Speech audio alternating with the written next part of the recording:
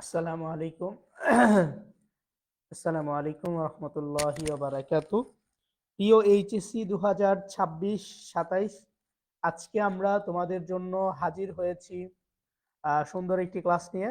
আজকের এই ক্লাসটিতে আমাদের বিষয়বস্তু ছিল পাংচুয়েশন, অর্থাৎ তোমরা যারা আমাদের আহ, ইংরেজি ডোজ এই বইটি নিয়েছো তারা তো খুব সহজেই বইয়ের মাধ্যমে দেখতে পাচ্ছ, এবং তোমরা যারা এই বইটি নাওনি তোমরা চাইলেও কালেক্ট করতে পারো, এতে সমস্যা নেই।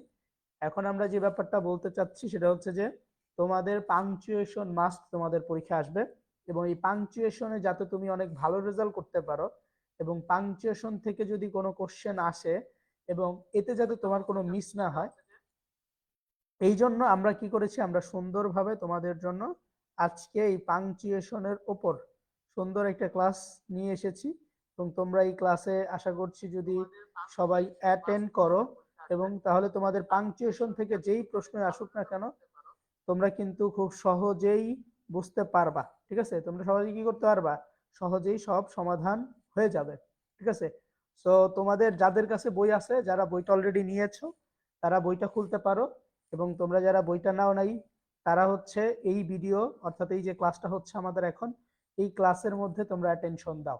ঠিক আছে, যারা বই নিয়েছো তারা তো বই খুলতেই পারবা, সবাই বইটা খুলতে পারো। যারা যারা বই নিয়েছো এই বই খুলে দেন হচ্ছে তুমি ক্লাসটা দেখতে পারবা।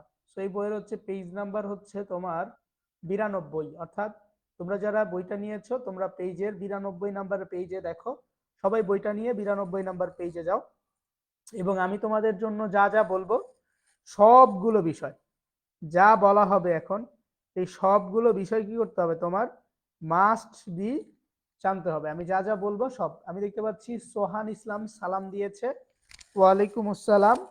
এছাড়াও তোমরা যারা আরো যুক্ত হয়েছো, সাবিকুন নাহার যারা যুক্ত হয়েছে, স্যার বোর্ডে ক্লাস নিলে ভালো হতো। হ্যাঁ ভাই, আমরা বোর্ডে ক্লাস নিব, সমস্যা নেই। বাট এখন আমি যেটা চাচ্ছিলাম সেটা হচ্ছে যে এই জায়গা থেকে তোমাদের যদি একটু সুন্দর করে দেখিয়ে বোঝানো যায় যে ক্লাসটা তো রেকর্ড থাকবে, তখন তোমরা হচ্ছে তোমাদের যাদের কাছে বইটা আছে আমার এইখানে দেখানো অংশের মাধ্যমে খুব সহজেই সবকিছু বুঝতে পারবা। ঠিক আছে, এরপর যখন আমাদের প্র্যাকটিক্যালের যে বিষয়গুলো আসবে, যে একদম হাতে কলমে বোঝায় দেওয়ার, ওইটা আমরা বোঝাই দিব, কোনো প্যারা নাই। সো এখন তোমরা একটু মনোযোগ সহকারে দেখো এবং মনোযোগ সহকারে ক্লাসটা করার চেষ্টা করো, আশা করছি ভালো হবে। সো রাসেল সালাম দিয়েছে, নাবিবা তাবাসসুম জয়েন করেছে। এছাড়া তোমরা যারা এখনো জয়েন করোনি তাড়াতাড়ি একটু জয়েন করলে ভালো হয়। হইতে পারে তোমাদের টেস্ট পরীক্ষা আছে এই জন্য তোমরা একটু বেশি ব্যস্ত, বাট সবাই একটু নিয়মিত ক্লাসটা করলে ভালো হয়। ঠিক আছে, নিয়মিত ক্লাসটা করলে ভালো হয়।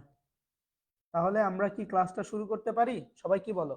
যারাই জয়েন করেছো একটু মনোযোগ সহকারে দেখবা এবং একটু গুরুত্ব সহকারে তোমরা ক্লাসটা করবা, এতে করে তোমাদের যত সমস্যা আছে সব সমাধান হয়ে যাবে। ঠিক আছে, তাহলে আমি হচ্ছে এখন মেইন পড়ায় চলে আসতেছি। তো তোমরা অবশ্যই যারাই ক্লাস করছো, আমি আবারও বলি বারবার যে অবশ্যই তোমরা মনোযোগ দিয়ে শোনো কথাটা, এবং আমি যেভাবে বলতেছি ঠিক ওইভাবে করার চেষ্টা করো। ঠিক আছে, আচ্ছা তাহলে আমরা মেইন পড়ায় চলে যাই।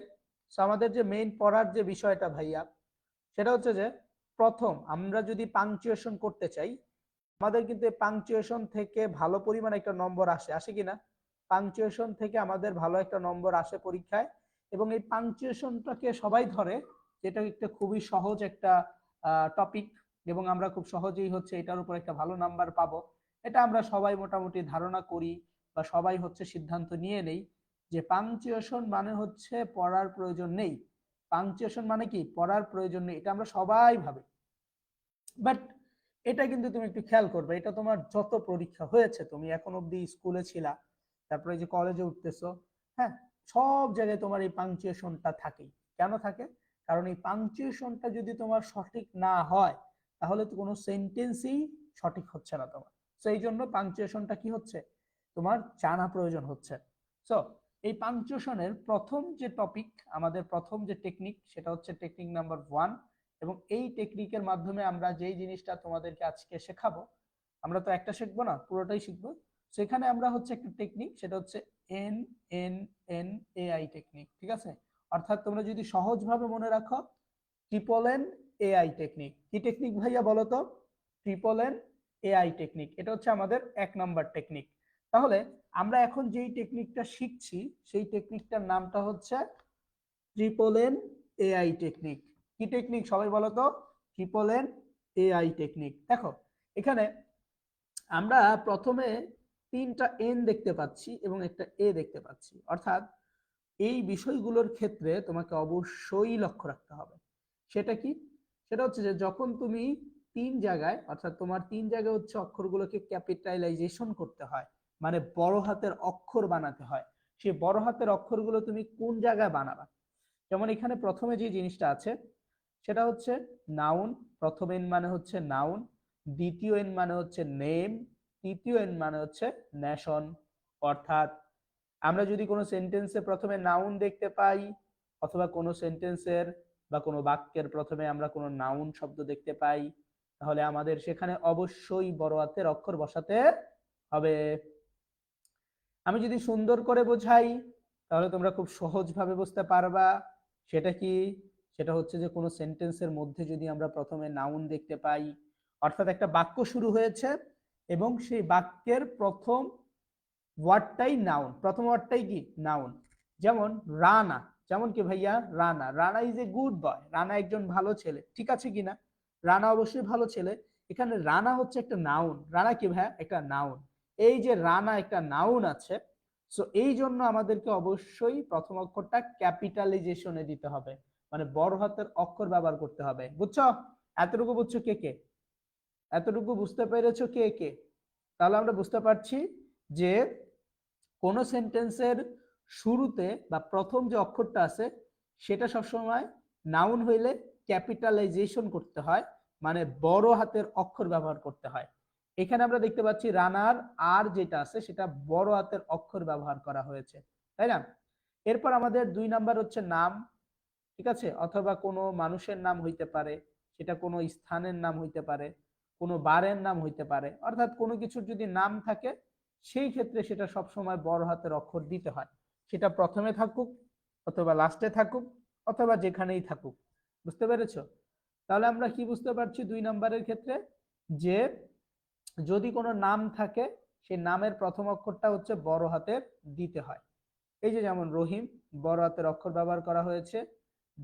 ঢাকার ডিটা বড় হাতের অক্ষর ব্যবহার করা হয়েছে। তাহলে কোনো স্থানের নামের ক্ষেত্রে, কোনো বারের নামের ক্ষেত্রে, এগুলোর ক্ষেত্রে আমরা সব সময় বড় হাতের অক্ষর ব্যবহার করব। ক্লিয়ার? এতটুকু বুঝতে পেরেছো? তাহলে আমরা কি বুঝতে পারছি? আমার মতে আমরা খুব সহজভাবে একটা জিনিস ক্লিয়ার হচ্ছি, সেটা হচ্ছে যে কোনো সেন্টেন্সের মধ্যে প্রথমে যদি কি থাকে? নাউন থাকে, তাহলে সেটা ক্যাপিটালাইজেশনে করতে হয়, এবং ক্যাপিটালাইজেশন মানে হচ্ছে বড় হাতের অক্ষর। বুঝতে পেরেছো? অর্থাৎ আমরা যদি কোনো শব্দে প্রথম অক্ষরে নাউন পাই তাহলে সেই শব্দের প্রথম অক্ষরটাই হচ্ছে ক্যাপিটালাইজেশন অথবা বড় হাতের অক্ষরে লিখতে হবে। ঠিক আছে? 2 নাম্বার আমরা শিখেছি যে যদি কোনো নাম থাকে একটা সেন্টেন্সের মধ্যে, এবং নামটা হতে পারে একটা মানুষের নাম। কিসের নাম হতে পারে? একটা মানুষের নাম, অথবা একটা স্থানের নাম, অথবা একটা বারের নাম। অর্থাৎ তুমি যদি দেখো যে একটা বারের নাম আছে, যেমন শনিবার, রবিবার, মঙ্গলবার, তাই না? Saturday, Sunday, Monday, Tuesday, Wednesday, Thursday, তাই না? ফ্রাইডে।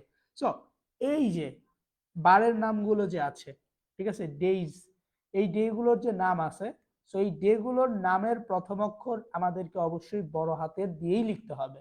একটা মানুষের নাম থাকলে সেক্ষেত্রে আমরা বড় হাতের অক্ষর ব্যবহার করব। ক্লিয়ার? এতটুকু বুঝতে পেরেছো কে কে ভাইয়া? এটা বুঝতে পারছো তোমরা যারা আছো? বুঝতে পারছো? আশা করি বোঝা গিয়েছে, তাই না? এরপর আমরা আমাদের 3 নাম্বার যে টেকনিক সেটা হচ্ছে ন্যাশন। সেটা কি ভাই? সেটা হচ্ছে ন্যাশন। এখন একটা জিনিস খেয়াল করো, এখানে যে ন্যাশন যে ব্যাপারটা আছে, ন্যাশনের বাংলা হচ্ছে জাতি। অর্থাৎ তুমি যদি কোনো জাতির নাম একটা সেন্টেন্সের মধ্যে দেখতে পাও, কি দেখতে পাও? যে একটা সেন্টেন্সের মধ্যে কোনো জাতির নাম আছে, সেক্ষেত্রে আমাদের কি করতে হবে? জাতি অথবা কোনো ভাষার নাম যদি থাকে তাহলে তার যে প্রথম অক্ষর আছে সেটা অলওয়েজ ক্যাপিটালাইজেশন হবে, মানে বড় হাতের অক্ষর হবে। যেমন জাপানিজ, এটা হচ্ছে একটা ভাষার নাম, অথবা এটা হচ্ছে জাপান হচ্ছে একটা জাতির নাম, তাই না? তো এই যে জাপানি যে একটা ভাষা আছে, অর্থাৎ এই জন্য এটার যে প্রথম অক্ষরটা আছে সেটা হয়ে গেছে ক্যাপিটালাইজেশন হয়ে গিয়েছে, অর্থাৎ বড় হাতের অক্ষর হয়েছে, ঠিক কিনা? তাহলে এটা কোন অক্ষর হয়েছে? বড় হাতের অক্ষর হয়েছে। দেখো জাপানের যেটা বড় হাতের অক্ষর দিয়ে দেওয়া হয়েছে। তারপর যদি কোনো সেন্টেন্সের মধ্যে আল্লাহ তাআলা অথবা কোনো গডের নাম থাকলে, অর্থাৎ ধরো তোমাদের, আমরা যারা মুসলমান আছি সবার জন্যই তো আল্লাহ তাআলাই, তাই না? যারা মুসলমান আছে আমাদের সৃষ্টিকর্তা মহান আল্লাহ তাআলা, এবং তোমরা যারা হিন্দু আছো তোমাদের ভগবান হতে পারে, তাই না? যারা খ্রিস্টান আছো তাদের গড, অর্থাৎ প্রত্যেকের যে সৃষ্টিকর্তা আছে, তো ওই সৃষ্টিকর্তার পরিবর্তে তোমরা কি বসাবা? বড় হাতের অক্ষরগুলো বসাবা।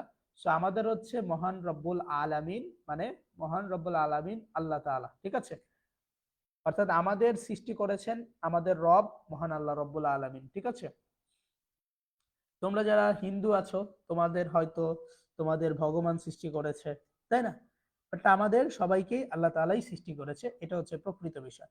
যাই হোক, এরপর আমরা যে জিনিসটা খেয়াল করছি সেটা হচ্ছে আই। আই মানে হচ্ছে আমি, অর্থাৎ কোনো সেন্টেন্সের মধ্যে যদি আই থাকে, কি থাকে ভাইয়া? আই থাকে, এবং সেটা যদি যেখানেই থাকুক না কেন, অর্থাৎ আইটা তুমি যেই সেন্টেন্সের মধ্যে যেখানেই দেখবা সেখানেই তোমাকে বড় হাতের অক্ষর বসাতে হবে। ক্লিয়ার? তাহলে আমরা কয়টা বিষয় শিখলাম? বড় হাতের অক্ষর ব্যবহার করা যায় 5 জায়গায়। কয় জায়গায়? 5 জায়গায়। অর্থাৎ ট্রিপল এন এআই, এটা হচ্ছে একটা টেকনিক।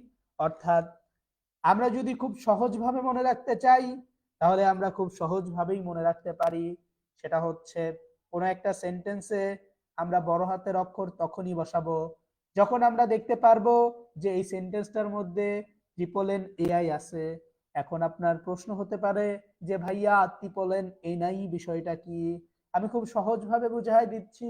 এখানে ট্রিপল এন মানে 3টা এন কে বোঝানো হয়। এ মানে হচ্ছে এ, আর আই মানে হচ্ছে আই। এখন আমি বোঝাচ্ছি এখানে এন দ্বারা প্রথমে, অর্থাৎ যে প্রথম যে এনটা আছে এটা দ্বারা এখানে একটা নাউনকে বোঝানো হচ্ছে, এখানে দ্বিতীয় এন দ্বারা একটা নামকে বোঝানো হচ্ছে, এবং তৃতীয় এন দ্বারা একটা নেশনকে বোঝানো হচ্ছে। যখন তুমি দেখবা একটা নাম আছে, একটা নাম আছে, একটা নাউন আছে এবং একটা জাতি আছে, তখন তুমি এটা সিদ্ধান্ত নিতে পারো যে এখানে অবশ্যই বড় হাতের অক্ষর বসবে। বলো ঠিক কিনা? তাহলে এখানে কি বুঝতে পারছি আমরা? যে এখানে অবশ্যই বড় হাতের অক্ষর ব্যবহার করতে হবে। ক্লিয়ার? এরপর যেখানে তোমার সৃষ্টিকর্তার নাম থাকবে সেটা বড় হাতের অক্ষর হবে। সো আমাদের মহান রব্বুল আলামিন, মহান আল্লাহ তাআলা, সো এই জন্য আল্লাহর প্রথম অক্ষরটা বড় হাতের হবে, ঠিক আছে? এবং কোন সেন্টেন্সের মধ্যে যদি আমরা আই দেখতে পাই তাহলে অবশ্যই এই আইটা বড় হাতের অক্ষর হবে। তাহলে বড় হাতের অক্ষরটা আমরা ক্লিয়ার হয়ে গিয়েছি যে কোথায় হয়, কিভাবে হয়, এটা কিন্তু আমরা খুব সহজেই দেখতে পাচ্ছি। ইফ আই গো দেয়ার, ঠিক আছে? যদি আমি সেখানে যেতে পারতাম, তাই না? খুবই ভালো হতো, বা যেতাম। দেখো, তাহলে আমরা প্রথমটা 100% ক্লিয়ার হয়ে গিয়েছি আমার মতে, যেখানে আমাদের আর কোনো সমস্যা হওয়ার কথা না। এখন আমরা কিছু বিরাম চিহ্নের ব্যবহার শিখবো, অর্থাৎ পাংচুয়েশন মানেই হচ্ছে তোমার যে বিরাম চিহ্ন আছে সেই বিরাম চিহ্ন। হ্যাঁ, এখন আমরা তোমাদের যে চার্টটা দেখাচ্ছি এটা হচ্ছে একটা মাস্টার চার্ট, অর্থাৎ তুমি এই চার্টটা জাস্ট মুখস্থ করে রাখতে পারলে, আমাদের বই থেকে মনে রাখতে পারলে খুব সহজেই তুমি কি করতে পারবা? তুমি হচ্ছে আমাদের এই চার্টের মাধ্যমে পাংচুয়েশনে বস হয়ে যেতে পারবা। খেয়াল করো, তাহলে আমরা প্রথমে দেখতে পাচ্ছি ফুল স্টপ। সেটা কি ভাইয়া? প্রথমে হচ্ছে ফুল স্টপ। ফুল স্টপ মানে কি? দেখো, ফুল স্টপ মানে হচ্ছে শেষ, ঠিক আছে? অথবা শর্ট। কি বলছি বুঝছো? অর্থাৎ শর্ট এবং শেষ এই দুইটার ক্ষেত্রে আমরা ফুল স্টপ ব্যবহার করি। যেমন একটা বাক্যের যদি শেষ হয়ে যায় তখন আমরা সেখানে ফুল স্টপ ব্যবহার করি। যেমন আই লাভ মাই কান্ট্রি। দেখো এই বাক্যটা কি? শেষ হয়ে গিয়েছে, অর্থাৎ এটা হচ্ছে একটা অ্যাসাইটিভ সেন্টেন্স। অর্থাৎ কোনো সেন্টেন্সের মধ্যে যদি কি হয়, লাস্টে একটা ফুল স্টপ থাকে তাহলে সেটা একটা অ্যাসাইটিভ সেন্টেন্স। অর্থাৎ কোনো বাক্যের শেষে আমাদেরকে ফুল স্টপ বসাতে হয়, ঠিক আছে? যে কোনো বাক্যের শেষে কি বসাতে হয়? ফুল স্টপ বসাতে হয়। বাট বাক্যটা যদি একটা প্রশ্নবোধক বোঝায় সেক্ষেত্রে আমরা কোশ্চেন মার্ক বলি, ঠিক আছে? বাট আমরা এখন ফুল স্টপের খেলা খেলতেছি। তাহলে ফুল স্টপ ব্যাপারটা কি? একটা বাক্যের শেষে বসে। যেমন আই লাভ মাই কান্ট্রি, আমি আমার দেশকে ভালোবাসি, তাই কি না? আমি আমার দেশকে কি করি? ভালোবাসি। তারপরে দেখো অনেক সময় এমবিবিএশন থাকে, এবং এই এমবিবিএশন মানে সংক্ষিপ্ত শব্দের ক্ষেত্রে আমাদেরকে কি ব্যবহার করতে হয়? আমাদেরকে অবশ্যই অবশ্যই কি ব্যবহার করতে হয় ভাইয়া? অবশ্যই অবশ্যই আমাদের সকলকে ফুল স্টপ ব্যবহার করতে হয়। যেমন ধরো আমি, তুমি বা যে, ধরো একজন একজন কি করতেছে? সে হচ্ছে কমার্সে পড়তেছে। একজন কি করতেছে? কমার্সে পড়তেছে। তাহলে সে হচ্ছে বিবিএ করে। সে কি করে? বিবিএ করে। একজন ধর হচ্ছে ডক্টর, সে দেখবে যে ডি আর দিয়ে তারপর একটা ডট দেয়, ঠিক আছে? তারপরে ধরো একজন এম এ করতেছে, সে বলবে যে M dot A, M A, তাই না? একজন বিএ করতেছে, সে বলবে যে বি ডট এ, বিএ। এখানে বি ডট এ মানে হচ্ছে বিএ, ঠিক আছে, বাট এটা আবার তোমরা যে বিয়ে মনে করতেছো যে একটা ছেলের সাথে একটা মেয়ের বিয়ে, এই বিয়ে আর এই বিয়ে এক বিষয় না, ঠিক আছে? তোমরা হয়তো মনে করতে পারো যে ভাই বিয়ে, এই বিয়ে ওই বিয়ে, এটা আসলে এই বিয়ে ওই বিয়ে আমরা বোঝাচ্ছি না। এটা আমরা বোঝাচ্ছি যে তুমি যে একটা ডিগ্রি করো, সেই ডিগ্রির নামটা, বুঝছো? তাহলে আমরা কি বুঝতে পারলাম? যে একটা সেন্টেন্সের শেষে এবং সংক্ষিপ্ত সংক্ষিপ্ত আকারে যে অ্যাব্রিভিয়েশন গুলো থাকে, অর্থাৎ অ্যাব্রিভিয়েশন গুলো যেগুলো থাকে, অ্যাব্রিভিয়েশন, সো এই অ্যাব্রিভিয়েশনের ক্ষেত্রে আমাদেরকে এগুলো ব্যবহার করতে হয়, ঠিক আছে? ক্লিয়ার? আশা করি তো বোঝা যায়, তাই না? এগুলো তো আসলে বোঝার মতোই, এবং বুঝতে পারছো বলে আমরা ধারণা করছি এবং আশা করছি, ঠিক আছে? বোঝা যাওয়ার কথা।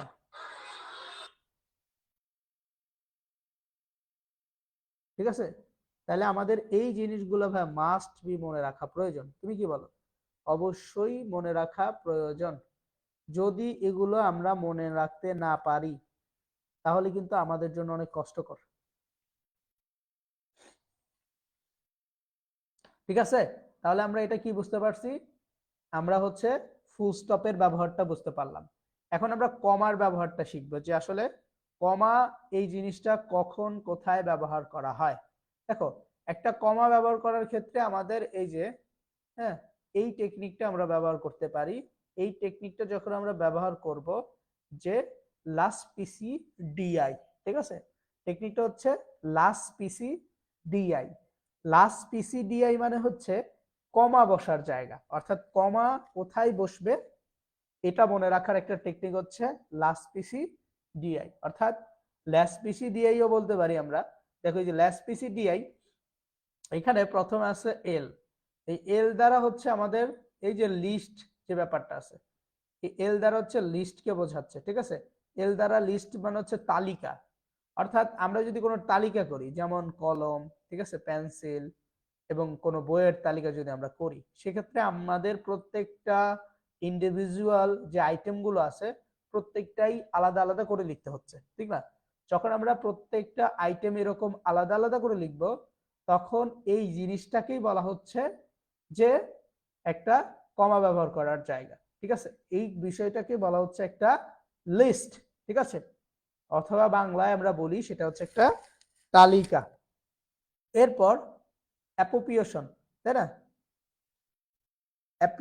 অ্যাপোজিশন মানে হচ্ছে তোমার যে অ্যাপোজিশন আছে, এই অ্যাপোজিশনের ক্ষেত্রে, অর্থাৎ অ্যাপোজিশন মানে হচ্ছে পরিচয়। তুমি যদি কারো পরিচয় দিতে চাও, তাহলে সেক্ষেত্রে অ্যাপোজিশন ব্যবহার করতে হয়। যেমন ধরো রানা, রানা একজন স্টুডেন্ট, এই যে রানা আলাদা করে দিলাম, সে আবার একজন স্টুডেন্ট, এটাও আলাদা করে দিলাম, ঠিক আছে?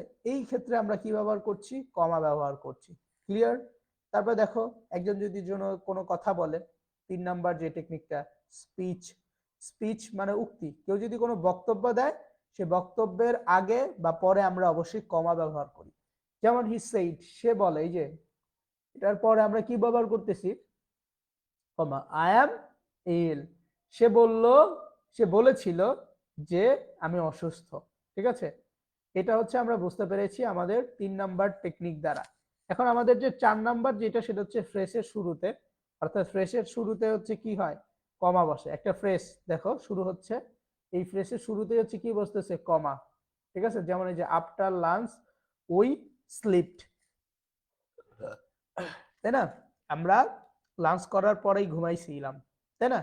তারপর হচ্ছে আমরা আমাদের আরেকটা টেকনিক দেখতে পাচ্ছি, সেটা হচ্ছে কনজাংশন, মানে দুটি বড় যে বাক্য আছে সে বড় বাক্যের ক্ষেত্রে এই কনজাংশন ব্যবহার করা হয়। সো কনজাংশনের ব্যাপারটা হচ্ছে he is he is poor but honest. So এই যে he is poor but honest, এটা হচ্ছে একটা কম্পাউন্ড সেন্টেন্স, ঠিক আছে। এই যে আমরা ক্লজ যখন শিখছিলাম যে একটা ক্লজকে আলাদা করার জন্য অবশ্যই কমা ব্যবহার করতে হয়, তাই না? তারপরে এখানে আমরা দেখতে পাচ্ছি আমাদের কনজাংশনের পরে ডিরেক্ট অ্যাড্রেস। কেউ যদি ডিরেক্ট কোনো অ্যাড্রেস দিতে চায় সেক্ষেত্রেও কি করতে হয়? হ্যাঁ, অ্যাড্রেস মানে হচ্ছে কাউকে নাম ধরে ডাকলে, ঠিক আছে, তখন এই যে রানা কাম হেয়ার, এই রানা এদিকে আসো, ঠিক আছে। সো এই ব্যাপারগুলোর ক্ষেত্রে হচ্ছে কমা ব্যবহার করতে হয়। দেন ইন্টারজেকশন, ইন্টারজেকশন মানে হচ্ছে আবেগ বা বিস্ময় সূচক শব্দের পরে, ঠিক আছে। যেমন oh I got my bag, oh I got my bag, বুঝতে পেরেছ? সো এই জিনিসগুলোর ক্ষেত্রে আমাদেরকে অবশ্যই অবশ্যই কি করতে হয়? আমাদেরকে অবশ্যই অবশ্যই সুন্দরভাবে অ্যান্সারগুলো লিখতে হয়। আমরা যদি অ্যান্সারগুলো সঠিকভাবে ভাইয়া না লিখি তাহলে কিন্তু কোনোভাবে আমরা ভালো নাম্বার ক্যারি করতে পারবো না, ঠিক আছে। তাহলে আমরা এতটুকু ক্লিয়ার হয়েছি কিনা? তাহলে আমরা ক্লিয়ার হয়ে গিয়েছি। তাহলে আমরা কি শিখলাম? আমরা হচ্ছে প্রথমে বড় হাতের অক্ষর কোথায় ব্যবহার করতে হবে এই জিনিসটা শিখলাম। এরপর আমরা ফুল স্টপ শিখলাম এবং কমা শিখলাম। এখন আমরা শিখব কোশ্চেন মার্ক, অর্থাৎ কোথায় তুমি প্রশ্নবোধক চিহ্ন ব্যবহার করবা, এটা তো তোমার জানা দরকার, তাই না? অর্থাৎ কোথায় আমি প্রশ্নবোধক চিহ্ন ব্যবহার করব এই জিনিসটা আমার জানা দরকার। অর্থাৎ কেউ যদি তোমাকে কোনো কিছু জিজ্ঞাসা করে, হ্যাঁ, এবং তুমি যদি কি বলো বিষয়টা কনফার্ম করতে চাও, তাহলে সেই ক্ষেত্রে আমাদেরকে কোশ্চেন বোধক চিহ্ন ব্যবহার করতে হবে। সাধারণ কোন একটা কোশ্চেন, যে কেউ জিজ্ঞেস করলো যে তোমার নাম কি, ঠিক আছে, অথবা কোনো বড় অথবা ছোট একটা কোশ্চেন, সেই ক্ষেত্রেও তুমি কি করতে পারো, তুমি হচ্ছে এটা ব্যবহার করতে পারো। অথবা ট্যাগ কোশ্চেনের ক্ষেত্রে আমরা কি করি? ট্যাগ কোশ্চেনের ক্ষেত্রে আমরা কোশ্চেন মার্ক ব্যবহার করি। যেমন হোয়াট ইজ ইউর নেম, কেউ তোমাকে জিজ্ঞেস করেছে যে তোমার প্রশ্ন কি, অর্থাৎ তোমাকে কেউ জিজ্ঞেস করলো যে হোয়াট ইজ ইউর নেম, তোমার নামটা আসলে কি। এই যে তোমার নাম যে জিজ্ঞাসা করলো, এটা কিন্তু একটা জিজ্ঞাসা করা, অথবা এটা হচ্ছে একটা তোমার সাধারণ কোশ্চেন। এই যে সাধারণ কোশ্চেনটা যে সে করলো, এই ক্ষেত্রে আমরা অবশ্যই একটা কি বসাইতে পারি? প্রশ্ন বোধক চিহ্ন বসাইতে পারি। ক্লিয়ার? তাহলে আমরা এটা বুঝতে পেরেছি যে এই যে হোয়াট ইজ ইউর নেম, এটা যে একজন জিজ্ঞেস করলো, এই জিজ্ঞেস করার মাধ্যমেই সেটা কি হয়ে গেল? এটা একটা প্রশ্নবোধক চিহ্ন হয়ে গেল। ক্লিয়ার? অর্থাৎ এখানে প্রশ্নবোধক বসাইতে হবে, এটা আমরা বুঝে গিয়েছি। এরপর আমরা একটু খেয়াল করি প্রশ্নবোধক এর ক্ষেত্রে, আরেকটা হলো ডায়লগের ক্ষেত্রে। গন, আয় হায়, চলে গেছে, শেষ, মরে গেছে, ঠিক আছে, অথবা শেষ হয়ে গেছে, রিয়েলি, আসলে কি বলছো তুমি, এটা হলো ডায়লগের ক্ষেত্রে, শর্ট ডায়লগ। তারপর হচ্ছে ট্যাগ কোশ্চেন। আমরা যে ট্যাগ কোশ্চেন করতাম, আমরা যখন ক্লাস 9-10-এ পড়ি বা পড়তাম, তখন আমরা হচ্ছে কি করতাম? এই ট্যাগ কোশ্চেন গুলো করতাম। এবং ট্যাগ কোশ্চেনের ক্ষেত্রে আমাদের শিক্ষকরা আমাদেরকে বলতো যে লাস্টে একটা প্রশ্নবোধক চিহ্ন দিবা, যদি প্রশ্নবোধক চিহ্নটা না দাও তাহলে কখনোই নাম্বার পাবা না, এটা কিন্তু বলছে। এবং তোমরাও তো যারা কলেজে পড়তেছো এখন, তোমরাও একসময় 10-এ পড়ছো, ম্যাট্রিকে পড়েছো, ক্লাস 9-10-এ, তখন কিন্তু তোমাদেরও ট্যাগ কোশ্চেন করতে হয়েছে। এবং এটা খুবই ইজি, একটা ট্যাগ কোশ্চেন একটা ইজি বিষয়। সেটা হচ্ছে কি, প্রথমে ভার বসাইতে হয়, পরে একটা সাবজেক্ট বসাই দিলে অ্যান্সারটা রাইট হয়ে যায়। বুঝতে পারছো? ক্লিয়ার? বুঝতে পারো প্রিয় বাবু, শিক্ষার্থীরা বুঝতে পারছো? তাহলে আমরা এই জিনিসটাও মোটামুটি একটু ক্লিয়ার হয়ে যাচ্ছি যে আসলেই তোমরা বুঝতে পারছো নাকি পারছো না, তাই না? এবং এরপরে আমাদের বই থেকে আমরা যে জিনিসটা শেখাচ্ছি সেটা হচ্ছে এক্সক্লেমেশন মার্ক, মানে হচ্ছে তোমার যে এক্সক্লেমেটরি যে তোমার এক্সক্লেমেশন যে মার্ক আছে, মানে যেটাকে বলে আমরা বিস্ময় সূচক একটা বাক্য। সো কেউ যদি আনন্দ বোধ করে, কেউ যদি দুঃখ পায়, কেউ যদি বিস্ময় প্রকাশ করে, তাহলে আমরা সেই ক্ষেত্রে এটা ব্যবহার করি। যেমন একজন খুব খুশি হয়েছে, হুররে, তাই না, হুররে আমি জিতে গিয়েছি, ঠিক আছে। আবার অনেকে কষ্ট পায়, তখন বলে, আবার অনেকে ব্যথা পায়, বলে উফ, আহ, তখন বলে না, বিভিন্ন কথা তারা বলে। এবং অবাক হয়ে কোনো কিছুর কোনো জায়গার নাম বললে তারা হচ্ছে বলে, যেমন সিডনি, কি বলো তুমি সিডনিতে থাকো, ও মাই গড।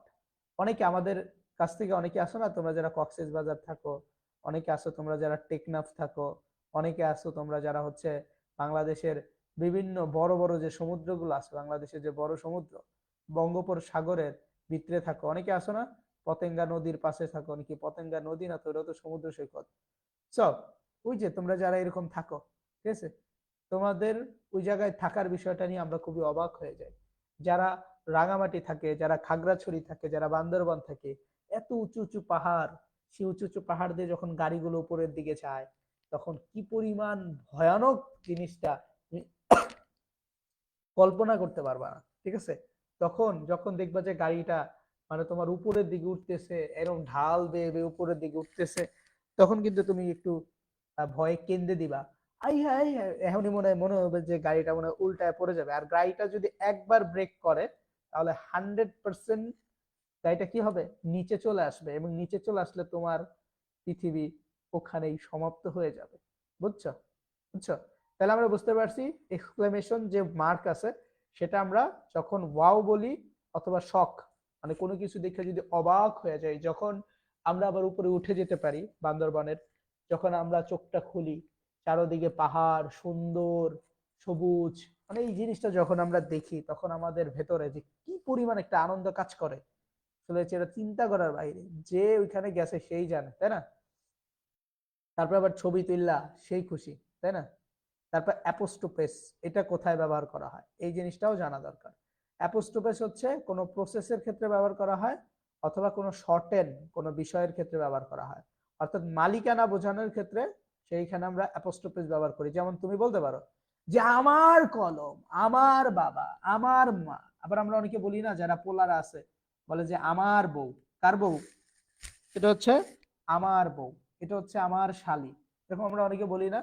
সো এরকম তোমার শালী, তোমার বউ, তোমার শাশুড়ি, তোমার সংসার, তুমি থাকো, আমার কি দরকার, তাই না? ওই যে বাংলা ভাষায় একটা বিখ্যাত কি যেন একটা গান আছে, ওই রকম আর কি। তোমার বাড়ি তোমার ঘর, ঘর বানায় আমি রই। না, সরি সরি, এটা না। তোমার ঘর তোমার বাড়ি, এটা না। এটা বলা হচ্ছে যে কি জানি একটা গানটা, মানে হচ্ছে সবকিছু হচ্ছে আল্লাহ তাআলার, আমরা খালি ঘর বানায় থাকি, এই এরকম একটা গান আছে। তোমার বাড়ি তোমার ঘর, ঘর বানায় আমি রই, আমি সেই জমির মালিক নই, এরকম কি যেন একটা গান আছে। আই থিঙ্ক মন নেই আমার, ভুলে গেছি। কি জানি কয়, তোমরা কেউ জানলে বইলো, বুঝছো? তারপরে ইনভাইটেড যে কমা, সেই ইনভাইটেড কমাটা আসলে কোথায় ব্যবহার করতে হয়, ঠিক আছে। ইনভাইটেড কমা যখন তুমি কথা বলবা কারো সাথে, ঠিক আছে, কারোর সাথে যদি তুমি কথা বলো, সেক্ষেত্রে তুমি একটা ইনভাইটেড কমা ব্যবহার করবা, এবং ওই কথাটা যদি তুমি বক্তার সাথে হুবহু বল, ঠিক আছে, তখন তুমি কি করবা, ইনভাইটেড কমা ব্যবহার করবা। এই যেমন হচ্ছে আমরা এই যে এখানে একটা বক্তার কথা হুবহু বলতেছি, তো এটা হলো ডিরেক্ট স্পিচ। এই ডিরেক্ট স্পিচের ক্ষেত্রে আমরা কি করতেছি, এই যে ইনভাইটেড কমাটা আমরা ব্যবহার করতেছি। ক্লিয়ার? আবার কোনো পত্রিকার যদি নাম বলো, তাহলে বই বা পত্রিকার নাম, সেখানে আমরা ইনভাইটেড কমা দিয়ে বোঝাই দিই যে এটা একটা পত্রিকা, অথবা এটা একটা বই, বা এটা একটা কোনো গুরুত্বপূর্ণ জিনিসের নাম, তাই না? সো এই জিনিসগুলো কিন্তু ভাইয়া আমাদেরকে অবশ্যই মনে রাখতে হবে, ঠিক আছে। সো এই জিনিসগুলো কি আমাদেরকে অবশ্যই মনে রাখতে হবে। স্যার, আপনি কি জায়গাগুলো সুন্দর যে বর্ণনা করতেছেন, নাকি আমাদের ভয় দেখাচ্ছেন? আচ্ছা, সো তোমাদের আসলে ভর দেখায় লাভ কি? ও আচ্ছা, এইটা না। পরের জায়গা পরের জমি, ঘর বানায়া আমি রই, আমি তো সেই ঘরের মালিক নই। হ্যাঁ, গুড। পরের জায়গা পরের জমি, ঘর বানায়া আমি রই, আমি তো সেই ঘরের মালিক নই, ঠিক না? পরের বাড়ি, পরের বউ, পরের সংসার, পরের সবকিছু, ঠিক না?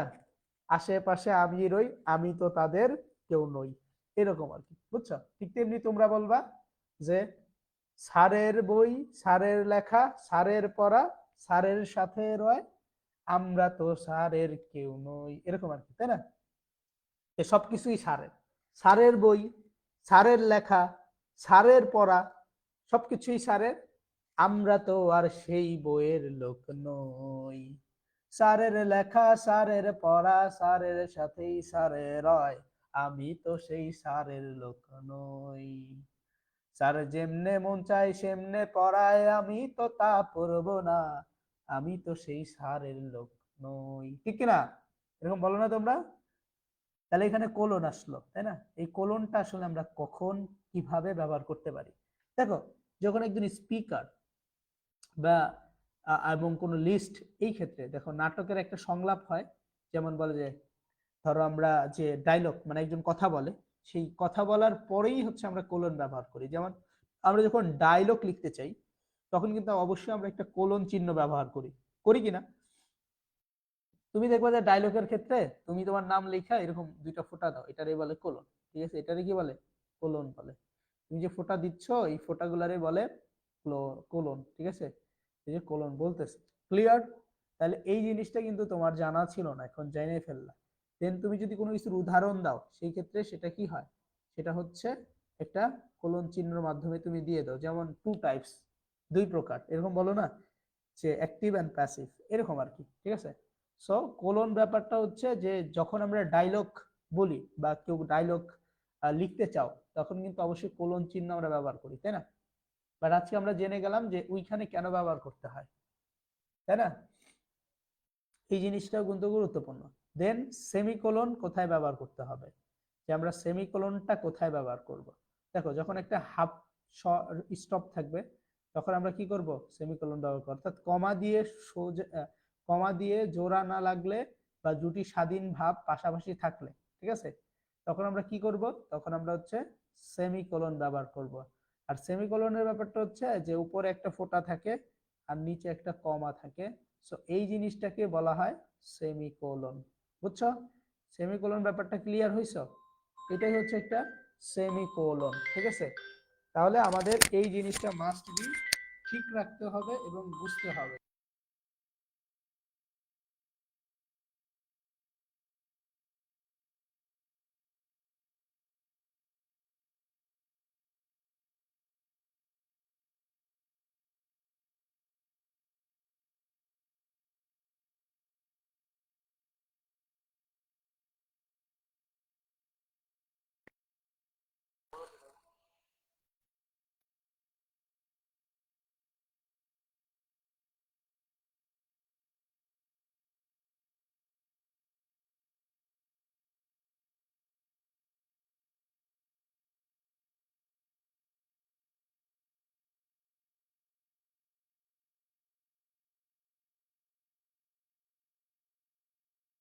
হচ্ছে খুব সহজভাবে এই টেকনিকগুলো পড়লেই মোটামুটি আমাদের সবকিছু হয়ে যাবে।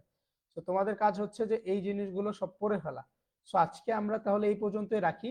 ইনশাল্লাহ আমরা পরবর্তী ক্লাসে বাকি অংশটুকু তোমাদেরকে পড়িয়ে দিব এবং আশা করছি তোমাদের সমস্যাটাও ক্লিয়ার হয়ে যাবে। ঠিক আছে, সো এই হচ্ছে আমাদের আজকের মতো ক্লাস। সো ভালো থাকো, সুস্থ থাকো এবং ইনশাল্লাহ পরের ক্লাসটা আমরা বাকি বিষয় নিয়ে আলোচনা করব।